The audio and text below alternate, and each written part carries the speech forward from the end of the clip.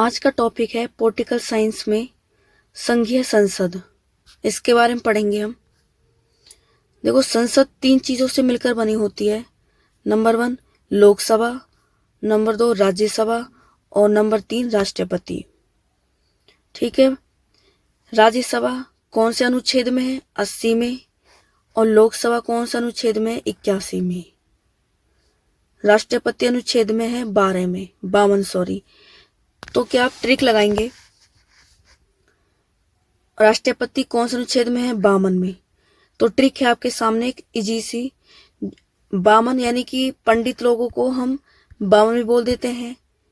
तो जो हमारा राष्ट्रपति है ना, वो कौन सी कास्ट का है? 52 का है, यानी कि पंडित है। 52 से करोगे तो याद आ जाएगा आपका, जो राष्ट्रपति है वो कौन है? 52 है।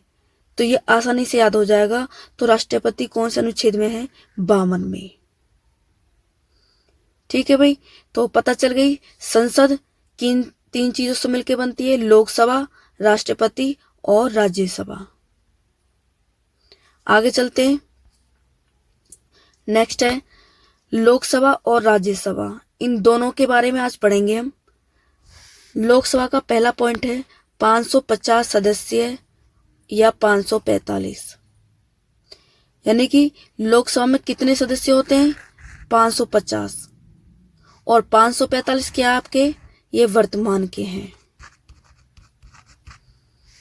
क्लियर है? राज्यसभा में कितने सदस्य हैं? 250। और 245 क्या है? ये वर्तमान के हैं। ठीक है भाई। नेक्स्ट है पॉइंट आपके सामने 25 वर्ष। यानी कि 25 वर्ष क्या है? लोकसभा के सदस्य बनने की उम्र कितनी होनी चाहिए? 25 वर्ष का। जिसकी उम्र 25 वर्ष है या 25 वर्ष से ऊपर है, वो ही लोकसभा का क्या सदस्य बन सकता है। क्लियर है? अब है राज्यसभा। राज्यसभा के सदस्य बनने के लिए उम्र कितनी होनी चाहिए? 30 वर्ष। बिल्कुल सिंपल है भाई। लोकसभा में कितनी चाहिए? 25 वर्ष और राज्य में आपको 30 वर्ष। तीसरा पॉइंट है 5 वर्ष। 5 वर्ष क्या है? लोकसभा का कार्यकाल। यानी कि लोकसभा कार्यकाल कितने समय तक रहती है? 5 वर्ष तक रहती है। और राज्यसभा आपकी 6 वर्ष तक होती है। क्लियर है? आगे देखो, अस्थायी सदन। अस्थायी सदन कौन है? लोकसभा। ठीक है। और राज्यसभा क्या है आपकी? स्थायी सदन। ऐसा क्यों? लोकसभा तो अस्थायी क्यों है भाई? क्योंकि लोकसभा अस्थायी सदन इसलिए कहा जाता है क्योंकि ये भंग हो जाती है। हर 5 वर्ष बाद क्या हो जाती है? भंग हो जाती है।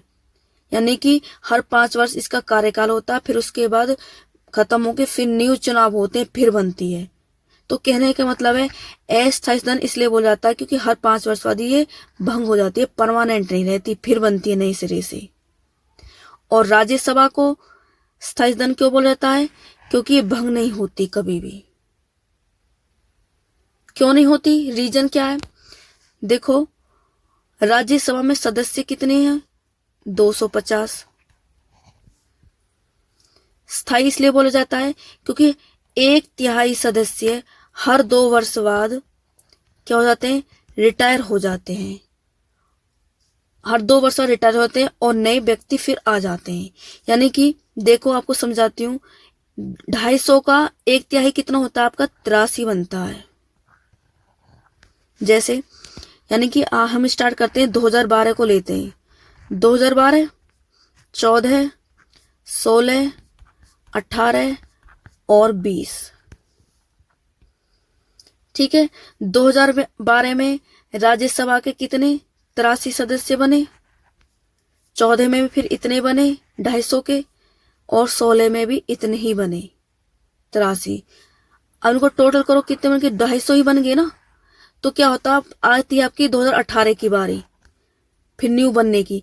क्या होता है, जो 2012 के सदस्य होते हैं 83, वो क्या हो जाते हैं? वो रिटायर हो जाते हैं और रिटायर होने के बाद 2018 में फिर न्यू बन जाते हैं 83 सदस्य।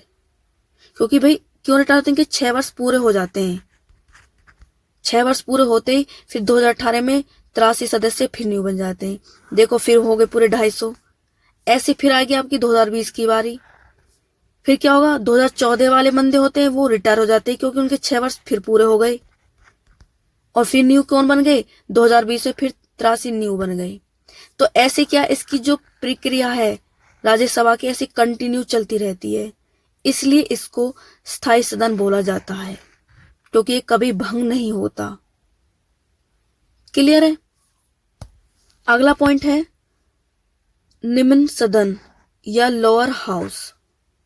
किसको कहा जाता है, लोकसभा को।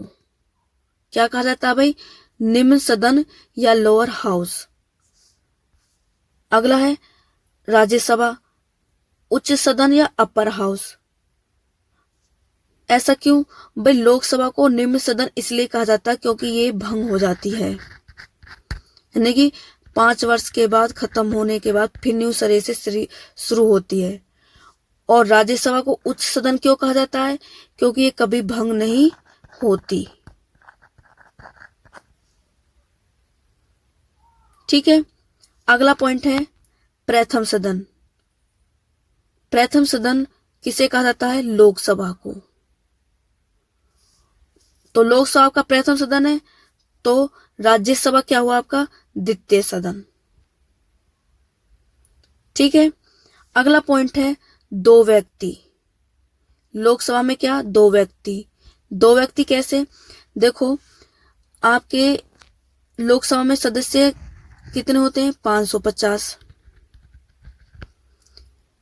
क्लियर है। 550 यानी कि 530 आधे कर लेते हैं इनको और ये हो गए के 20। 530 कौन सी, जो राज्य से चुने जाते हैं, और 20 केंद्र शासित प्रदेश होते हैं। और आपके 2 व्यक्ति और होते हैं जिन्हें बोलते हैं एंग्लो इंडियन, जिन्हें कौन चुनता है, आपका राष्ट्रपति चुनता है। और एंग्लो इंडियन कौन होते हैं, जो बहुत लंबे समय से विदेशी भारत में आके रहते हो, उन्हें बोलते हैं एंग्लो इंडियन। वो होते हैं 2, और जिनका चुनाव कौन करता है, राष्ट्रपति करता है। ठीक है। तो बात यह है, लोकसभा में राष्ट्रपति अपनी तरफ से एंग्लो इंडियन होते हैं, कितने व्यक्ति का चुनाव करता है, तो कितने का, 2 का। ठीक है। अगली बारी है राज्यसभा की। भाई राज्यसभा में कितने होते हैं, तो राज्यसभा में होते हैं 12 व्यक्ति, जिनका भी चुनाव कौन करता है, राष्ट्रपति। वो कौन से व्यक्ति होते हैं, देखो राष्ट्रपति द्वारा चुने गए सदस्य किस क्षेत्र से होते हैं, जो 12 सदस्य होते हैं वो कौन से क्षेत्र से होते हैं, साहित्य से, समाज सेवा से, सहकारिता से, विज्ञान से, कला से जो चुने जाते हैं ये 12 व्यक्ति। क्लियर है भाई। अगला पॉइंट है जनता द्वारा, यानी कि लोकसभा का जो सदस्य चुना जाता है वो किसके द्वारा चुना जाता है भाई, जनता द्वारा। यानी कि कौन चुनता, हम लोग चुनते हैं, वोट डालते हैं और जब उस सदस्य को हम चुनते हैं। और राज्यसभा का विधानसभा के सदस्य द्वारा चुना जाता है, यानी कि हर राज्य में अपनी विधानसभा होती है, तो राज्यसभा का सदस्य किसके द्वारा चुना जाता है, विधानसभा के सदस्य द्वारा चुना जाता है। यानी कि लोकसभा का जो अध्यक्ष बनना होता है तो वो किसके द्वारा चुना जाता है, लोकसभा का, जनता के द्वारा। और राज्यसभा। नेक्स्ट पॉइंट है लोकसभा का अध्यक्ष, यानी कि जो लोकसभा का अध्यक्ष होता है, लोकसभा का अध्यक्ष कौन होता है, कहने का मतलब है जो लोकसभा का अध्यक्ष होता है, लोकसभा में कितने सदस्य होते हैं, 550। 550 सदस्य में से ही एक व्यक्ति होता है जो लोकसभा का अध्यक्ष बना होता है। ठीक है। ये एक इंपॉर्टेंट बात है, लोकसभा का अध्यक्ष कौन होता है, तो लोकसभा का ही सदस्य ही लोकसभा का अध्यक्ष होता है। जैसे कि कौन है लोकसभा का अध्यक्ष, ओम बिरला न्यू लोकसभा का स्पीकर होता है। तो ये क्या है, इन 550 आदमियों में से एक सदस्य है जो ही लोकसभा का अध्यक्ष बना होता है। क्लियर है? आगे देखो, अब है राज्यसभा की बारी। तो राज्यसभा का अध्यक्ष कौन होता है भाई? ये होता है आपका उपराष्ट्रपति। क्लियर है? राज्यसभा का अध्यक्ष कौन होता है? उपराष्ट्रपति। एक इंपॉर्टेंट बात आपको बता रही हूं, जो फ्रेशर बच्चे हैं, देखो लोकसभा का अध्यक्ष कौन होता है?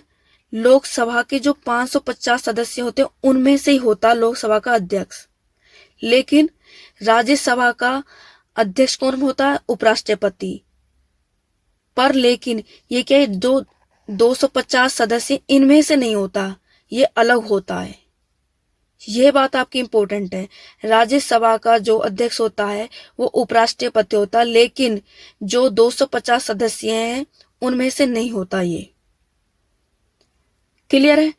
देखो एक बार, यह आपका उपराष्ट्रपति है वेंकैया नायडू, जो क्या है आपका राज्यसभा का अध्यक्ष है आज का, वर्तमान का। ठीक है, आगे देखो, अगला पॉइंट है आपके लिए वैक्स मताधिकार, यानी कि लोकसभा वैक्स मताधिकार, यानी कि लोकसभा के जो सदस्य चुने जाते हैं, मैंने ऊपर वाले पॉइंट में बताया था, जनता द्वारा। तो यही इससे बनता है। तो वोट डालते कौन डालते हैं भाई? वैक्स। वैक्स कौन है? हम, जो 18 साल के ऊपर जिसकी एज होगी है वो ही लोकसभा का वोट डाल सकता है। तो लोकसभा का मताधिकार कौन करता है भाई? वैक्स व्यक्ति। अब है राज्यसभा की बारी। तो राज्यसभा की कौन करती है? एकल संक्रमणीय मत पद्धति करती है। क्लियर है? अगला पॉइंट है आपका 17 अप्रैल 1952। ये क्या है? इस दिन लोकसभा का गठन हुआ था। किस दिन? 17 अप्रैल 1952 को लोकसभा का गठन हुआ था। और राज्यसभा का 3 अप्रैल 1952, इस दिन गठन हुआ इसका। क्लियर है भाई? अगला पॉइंट है हाउस ऑफ द पीपल किसे कहते हैं? लोकसभा को। हाउस ऑफ द पीपल किसे कहते हैं भाई? लोकसभा को। क्यों कहा जाता है?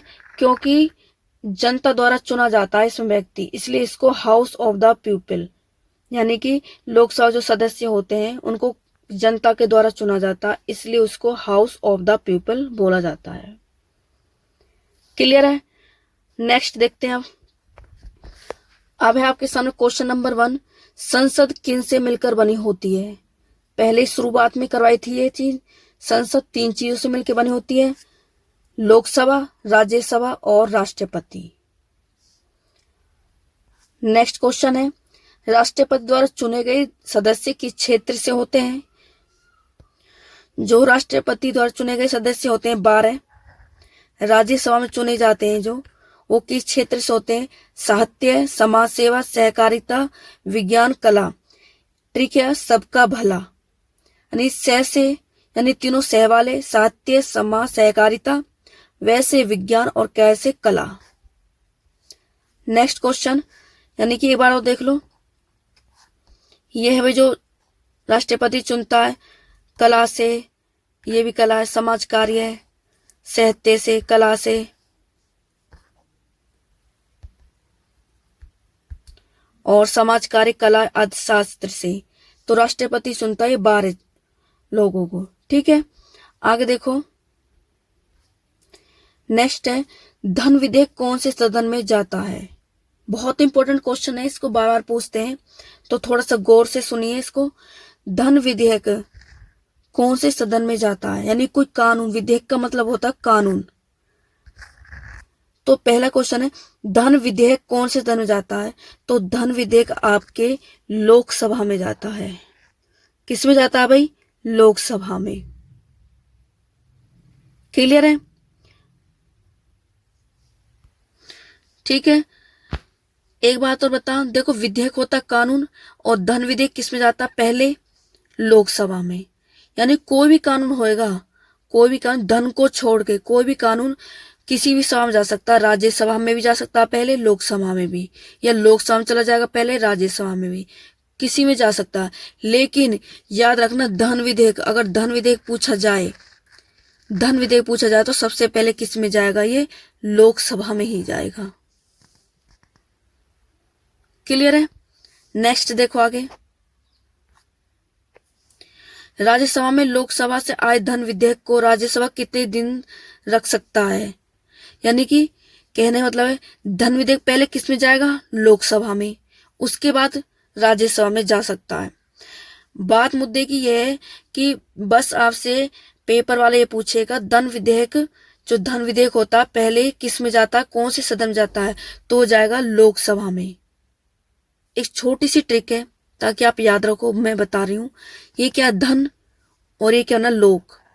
तो लोक यानी कि लोग, लोगों के पास क्या होता है? धन, यानी धन सबसे पहले किसके पास जाएगा? लोगों के पास। तो लोक से क्या हो जाएगा आपका? लोकसभा। तो धन सबसे पहले किस में जाएगा? लोकसभा के पास, उसके बाद ये राज्यसभा में जा सकता है। ठीक है, तो राज्यसभा में लोकसभा से आए धन विधेयक को राज्यसभा कितने दिन रखा जा सकता है? यानी राज्यसभा कितने दिन तक रख सकती है? तो 14 दिन तक। देखो, 14 दिन तक रख सकती है। क्लियर है?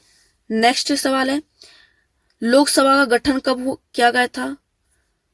तो 17 अप्रैल 1952 को गठन किया गया था। नेक्स्ट है, लोकसभा तथा विधानसभा की सीटें कब तक यथावत रहेंगी? यानी कि जो लोकसभा की और विधानसभा की सीटें हैं वो कब तक ऐसी जैसी हैं, ऐसी की ऐसी रहेंगी?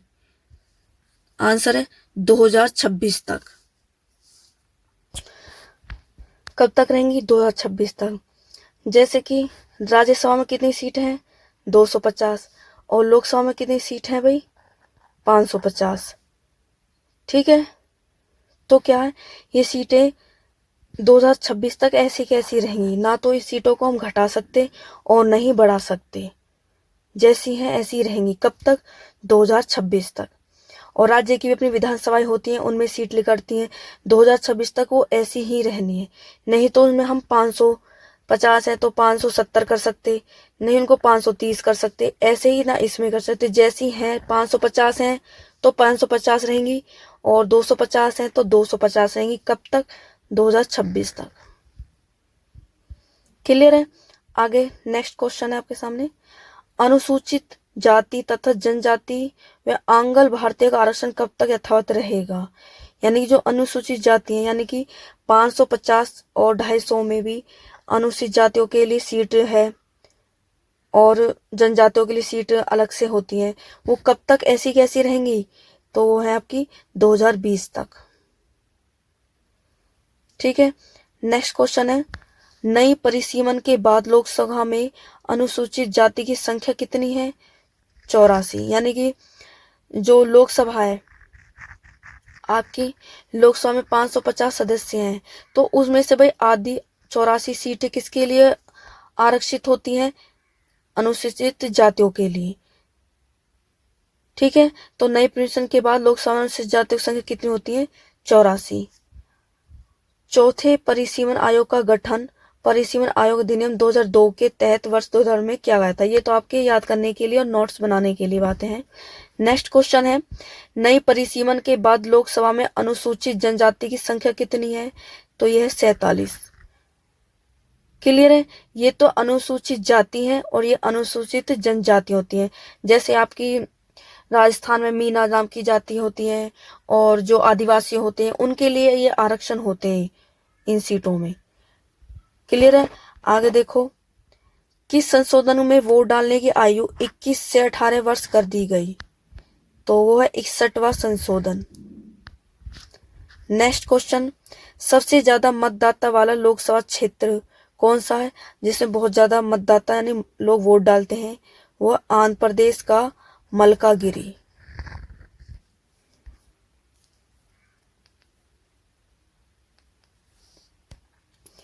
आंध्र प्रदेश का मलकागिरी लोकसभा निर्वाचन क्षेत्र है। यहाँ कुल 29,53,915 मतदाता हैं भाई। ठीक है, आगे देखो, सबसे कम मतदाता वाला क्षेत्र है आपका लक्षद्वीप, इसमें भी है।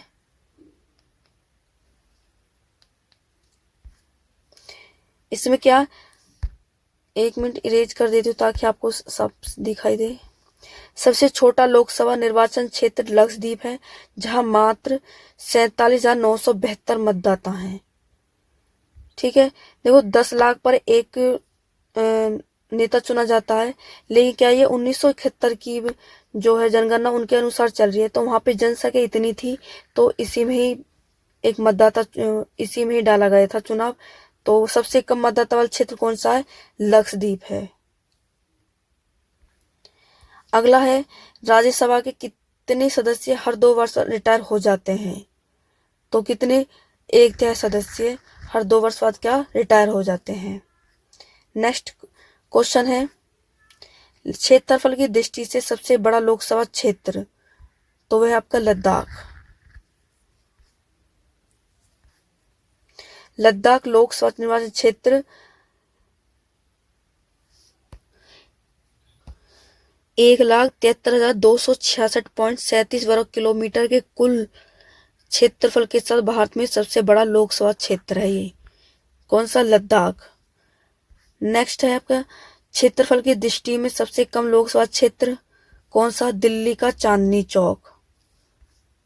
दिल्ली का चांदनी चौक, जिसका क्षेत्र 10 किलोमीटर है। नेक्स्ट क्वेश्चन है, लोकसभा की घनपूर्ति कितनी होनी चाहिए, तो ये कितनी है आपकी, 1/10।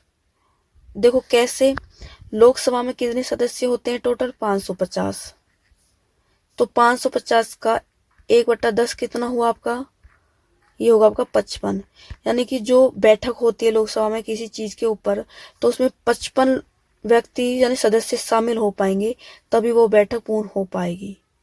तो लोकसभा की घनपूर्ति कितनी होनी चाहिए, 1/10 होनी चाहिए।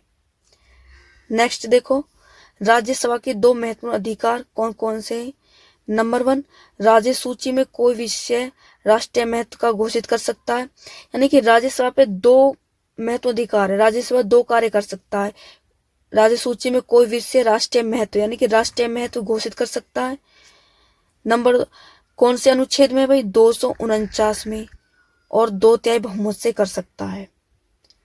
क्लियर है, कौन से हैं वो अधिकार, देखो ये है आपका राज्य सूची, यानी कि लोक सेवा, कृषि, वन, कारागार, भू राजस्व, लोक व्यवस्था, पुलिस, यानी कि पुलिस को ये राष्ट्रीय महत्व घोषित कर सकता है। तो ये कार्य कौन कर सकता है, आपका राज्यसभा कर सकता है इस कार्य को। क्लियर है। अब देखो अनुच्छेद इंपोर्टेंट है, याद रखना, 249। तो देखो राज्य, तो राज्य में ये रे 2 की तरह बनता है, तो आपको ये क्या 2 की तरह याद आ जाएगा, 249। नेक्स्ट देखो, राज्यसभा के 2 महत्व अधिकार। दूसरा अधिकार है अखिल भारतीय सेवा को सृजन करना, यानी कि निर्माण करना। कोई भी अखिल भारतीय सेवा उसका निर्माण कर सकती है। क्या, एक तो महत्व घोषित कर सकती है किसी चीज को, और सृजन कर सकती है। राज्यसभा के ये 2 कार्य हैं महत्वपूर्ण। तो कौन से, देखो भाई, अनुच्छेद 312 में 2/3 बहुमत से कर सकती है। कौन से हैं, एक तो IAS, दूसरा IFS, IPS। ठीक है, इन चीजों को क्या सृजन, यानी देखो सृजन बोल रहा, वो सृजन कर सकते हैं। यानी कि आपका IES भी बना सकते हैं, यानी कि इंडियन एजुकेशन सर्विस, कुछ ही बना सकती है वो। तो नहीं कि क्या है, राज्यसभा अखिल भारतीय सेवाओं में कुछ कोई भी नया सृजन कर सकती है। तो 2 आपको याद रखना, राज्यसभा के 2 महत्वपूर्ण अधिकार दिए गए हैं।